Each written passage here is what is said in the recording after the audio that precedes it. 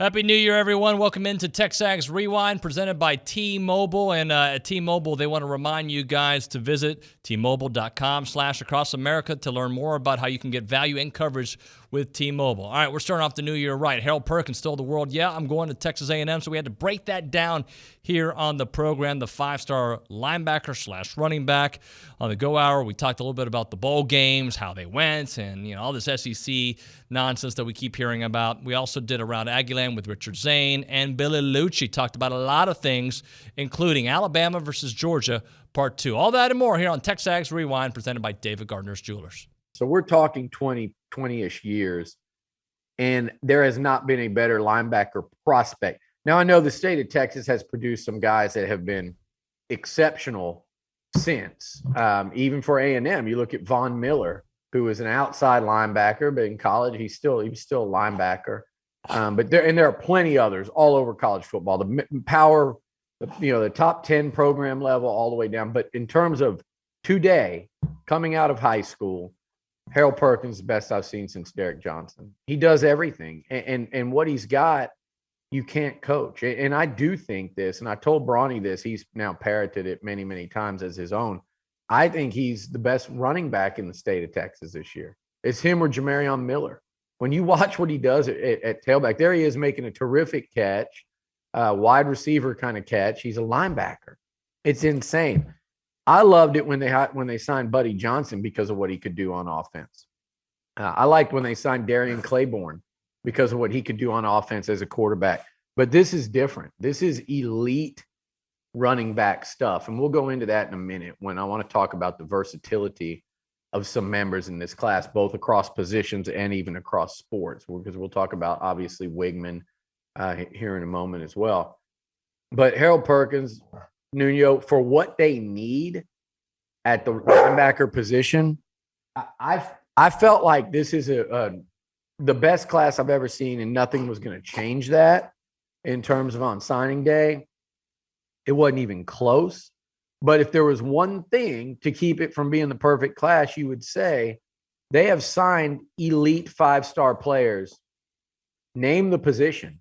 Every single position, they've signed a 5-star at every spot. Cornerback, safety, defensive line, wide receiver, QB, running back, offensive line, tight end.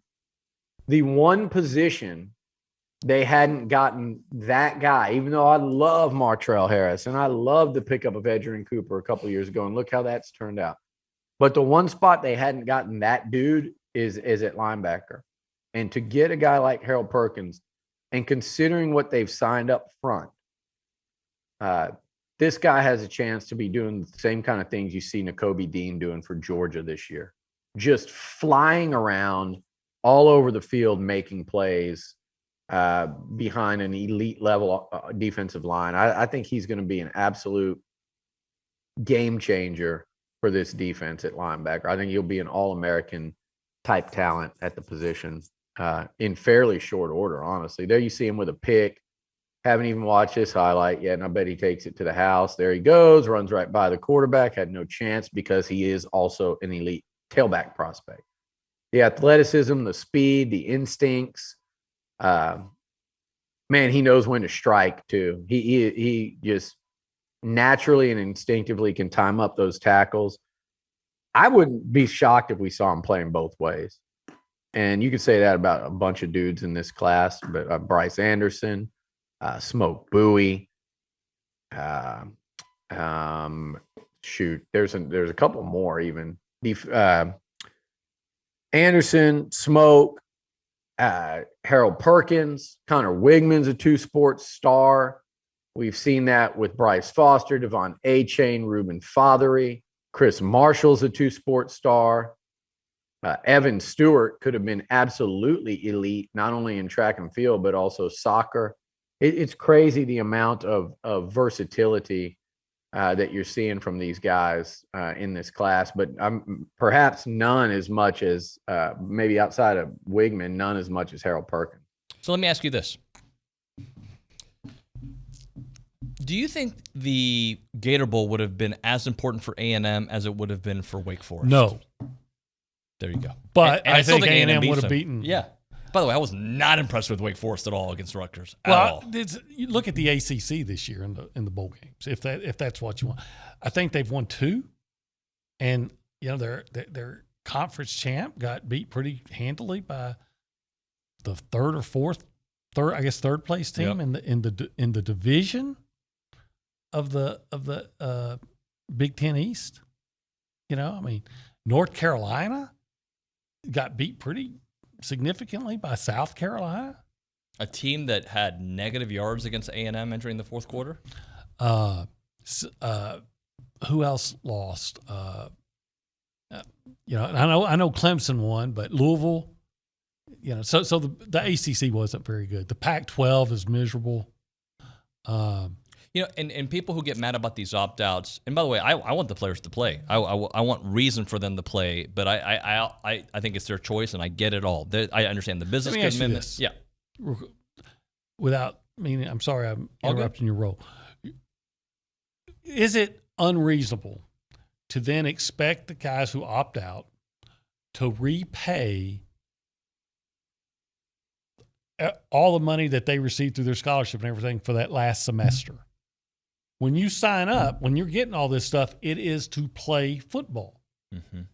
And every game that you're available to play, that's why you're getting everything. So if you decide to opt out, that's one of the games.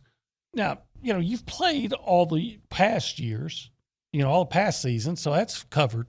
But if you decide to opt out and not fulfill what you signed up for, should you not have to repay everything? Now, you're going to get that money back in the NFL probably. That's why you're opting out. Yeah. So is it unreasonable to then say, well, if you don't play all the games that you're available to play, because that's what you signed up, that's why you're here. Well, but then it becomes, I'm actually injured. My knee is hurt. Well, that's true. What I would like to see is your NIL dollars.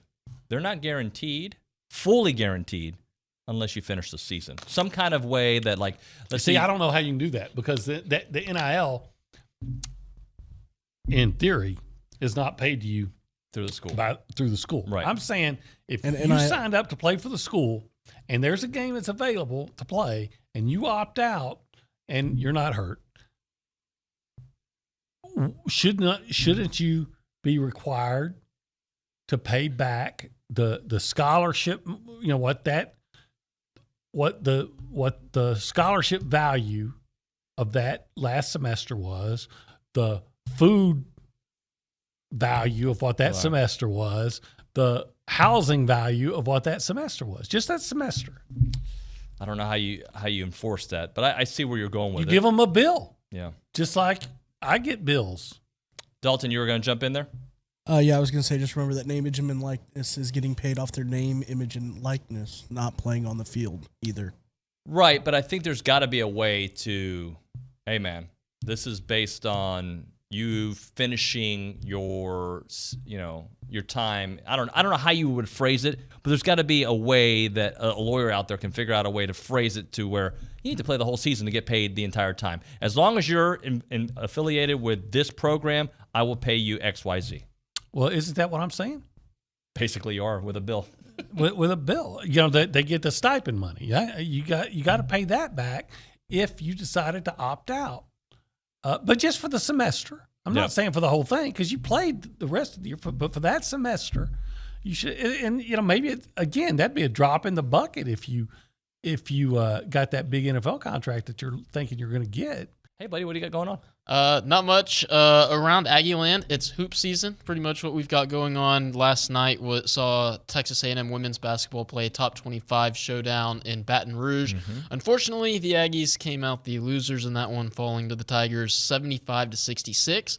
Destiny Pitts a double-double, 18 points, 11 rebounds. Kadasha Hoppe had 16. Kayla Wells contributed 13. Former Aggie Alexis Morris went for a game-high 30 points. The Aggies really struggled in the fourth quarter, being outscored 29-17 in the losing effort there. They'll face a top 10 opponent on Thursday. They travel to Knoxville to face the Tennessee Lady Vols. Tip-off 5:30 Central Time on the SEC Network. Hopefully Gary Blair and company can get a top 10 win, their first win in conference on Thursday night. Men's basketball begins SEC play on Tuesday night. They'll be in Athens for a 6 o'clock tip-off against the Georgia Bulldogs. Georgia's 5-8 overall. It'll also be their first SEC game, so good. It would be great for Buzz Williams and company to get off on the right foot there. They'll return home to Reed Arena on Saturday. The women will be home on Sunday. Swimming and diving's back in action this weekend. Both the men and the women facing Florida State in Tallahassee on Thursday before facing number 4 Florida on Saturday. Track and field's at home this weekend as well, hosting the high school classic at the Gilliam Indoor Stadium here in Bryan College Station, a Friday-Saturday event. Heat sheets have not yet been released. And then also on the boards, David, I have gone through and looked at every program on campus that's going to be competing this winter and this spring, and I've told you what their next event is some teams are getting started later this month, last week of January, while other programs aren't getting started until February.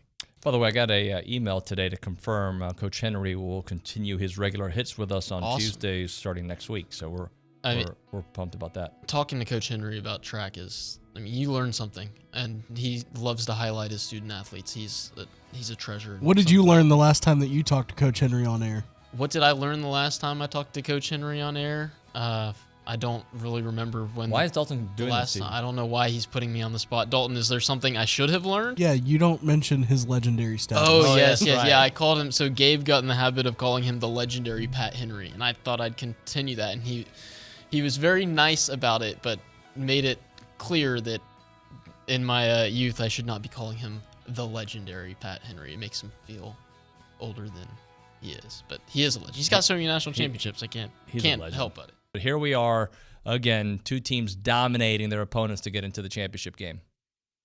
I'll tell you what, Bama looks so good, and Cincinnati. I was big anti-Cincinnati getting in until everyone else tripped over their own feet along the way. If there would have been someone that I could have made a strong argument for, do I think there were some teams better than Cincinnati behind them? Yeah, sure, but enough teams didn't do enough to get in. Had Oak State won the Big 12 as a one-loss team, they would have been in over Cincinnati. I'm convinced of that. Maybe I'm not convinced, but I would have certainly been arguing that they should have. But nobody stood up and said, I need to be in there ahead of them. I should be in that spot ahead of them. Because of that, I didn't mind them being in. But it went exactly as I thought. Cincinnati's respectable. They would have been probably a top third in the SEC type team this year with a bunch of veterans, but they would have lost, 3 conference games probably. Depending, if they played Bama in Georgia, they might have lost 4, but they probably lose 3 conference games this year. And that's what they look like. Bama's played much tougher games, and it's not just A&M that stood out as a fluke. The fascinating thing to me, Nuno, about all of this is two things. How good Stetson Bennett played on a team full of stars, superstars and NFL players, and the way Georgia's recruited, that Stetson Bennett can still be that quarterback to lead them into a national title game speaks volumes of that kid. It's really impressive. And I know he wasn't good against Alabama. It wouldn't shock me if he led them past Bama. We'll talk more about that this week. But the other part, man, Alabama they almost got tied up by Arkansas late. They almost lost to LSU. They did lose to A&M. And in their final regular season game, they were done. They were about to lose 10-3 to Auburn and score 3 points against the Auburn Tigers and lose that game. And this whole Bama team, it would have been one of the more disappointing Bama teams in recent memory, maybe under Nick Saban ever, one of the 2 most disappointing. Instead, they have a chance to win a national title. All they have to do is go out and beat a team that they already beat a couple weeks ago.